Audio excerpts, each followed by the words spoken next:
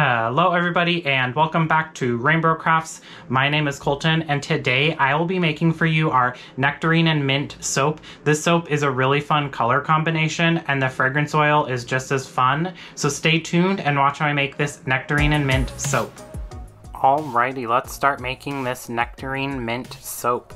This soap is one that we are bringing back from last year, from a fragrance oil that we used last year as well. It was a fan favorite. We actually heard about it from Katie Carson, the Duchess of Suds. If you're not familiar with her channel, I'll leave it down in the description box below. It is actually the channel that helped us start soap making. We learned about a soap making kit from her reviewing them, and 2 years later we are here now, so no small part to Katie Carson or Brambleberry. Those are the two kind of people and companies that have gotten us to where we are today, so we're forever grateful. But we've blended up everything just like we normally do, and we are going to mix in our fragrance oil. So this fragrance oil is called Nectarine Mint from Nature's Garden, one of our favorite suppliers. We use them a lot.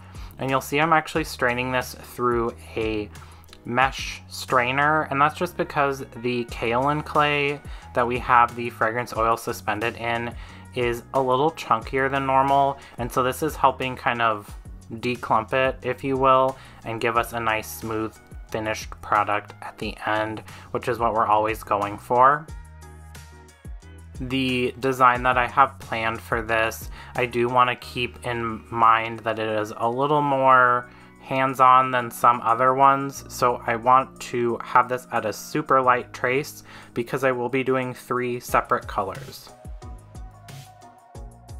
I'm gonna split off the batter in basically equal parts, so 2 in those little pour pitchers, and then we're gonna leave 1 amount, so basically 1 loaf's worth of soap batter in that large Cambro there. That one is going to be a nice sagey green to kind of embody mint, since this is Nectarine and Mint fragrance oil. Then I'll just scrape down the sides a little bit to make sure that that soap batter will get all of that color and we won't have any white streaks in it.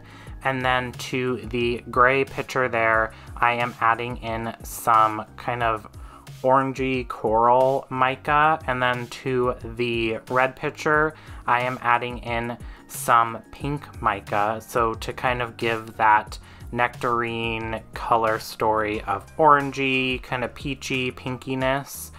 So the red pitcher has amaranth mica in it, and the gray one has a custom blend that I honestly don't remember what I put in there, and I didn't write it down, so that's going to be a super secret for me. We will just hand whisk those in. I am not sure why I picked the tiniest whisk in the soap making arsenal for whisking in these colors, because we do have normal size whisks, not these little tiny ones. But you know what, it got the job done. Then we will start pouring in the batter. So I am going to do green as the base, and then I'm going to do pink and orange drop swirls to give nice kind of big chunky colors, but it's going to be a little bit different of a drop swirl than normal because I'm going all in with the color. So all of that orange, peachy orange went in first, and then all of that amaranth pink went in after that. You'll see here that I did leave a little bit of soap batter behind in all of those pitchers, and that is so I can add some more color to the top to do my final design, which you'll see here in a minute as soon as I finish scraping out these containers.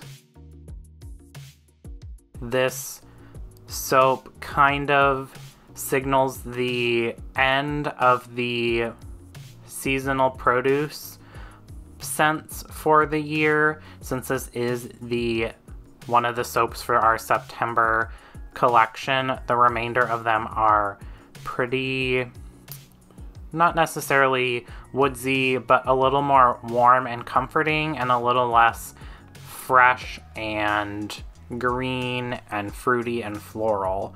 We will have some florals and a little bit of fruity stuff here later, but for now, this is about the end of our nice, like, produce-y, bright fragrances. And then for that design, I am just doing some swirls. I wanted it to look pretty organic to match the big blobs of color that when we cut it, you'll actually be able to see.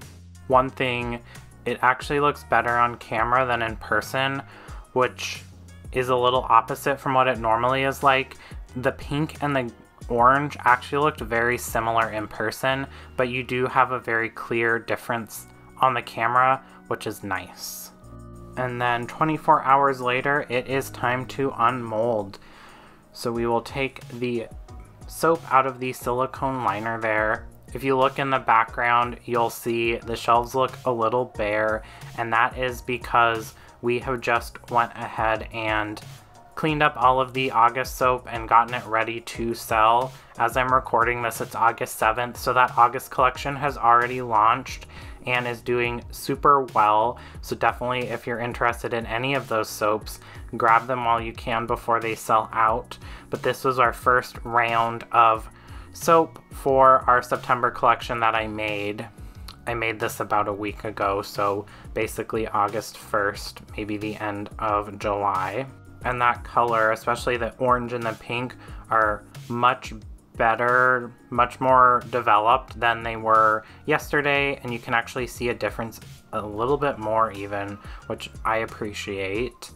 The colors even develop a little bit more as they set, so you'll see in the thumbnail picture the finished soap product there, and it does look a lot different than what it looks like now. It's a much more kind of cohesive color story than even this was. Alright, and that is it. That is how we make our Nectarine Mint soap, which will be for sale September 1st online and also in person. So definitely check that out if you are interested. If you want to support the channel, we do have a subscription service where you can get soaps of the month, shout outs, and discount codes. And we have a couple new members here, so welcome to them. We appreciate all your support. Thanks for watching. Don't forget to like and subscribe if you want to see what RainBro Crafts comes up with next. It does really help the channel. Bye.